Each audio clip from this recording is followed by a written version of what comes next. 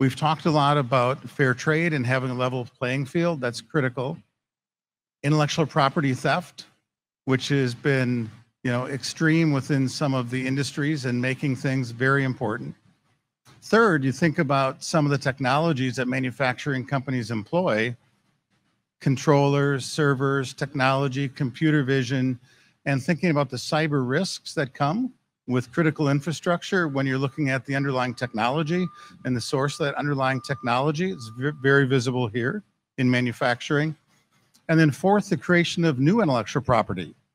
Because you think about the creation of new intellectual property, and we've been involved in some tech spinoffs as an example from universities, and you really have to pay attention to the source of where that intellectual property is being created and the roots that it has back in other areas, such as supported by the Chinese Communist Party. So much of the issues that the committee is dealing with is really converging here in manufacturing. And so I think it's really appropriate that we're here.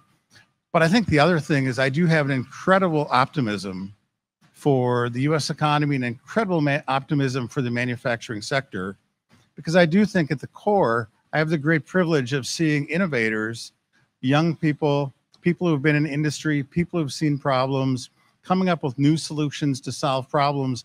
And ultimately, we can continue to lead through innovation. While they're playing with old intellectual property, we continue to create new. And I think we're on this really unique time within the economy that I would encourage you to both look for fair markets in the past, intellectual property currently, but really look at innovation and the ability to support the innovative economy and make these connections between innovators and existing manufacturers. And then also recognize that with this innovation comes a great need for transparency, and transparency both around, what the roots are of the intellectual property, transparency of how it's funded, and transparency of how it's used. And so I applaud the work of the committee. I'm a great optimist when we think about what happens to be the potential of this manufacturing economy, but I also believe that only will be realized through the good work of this committee.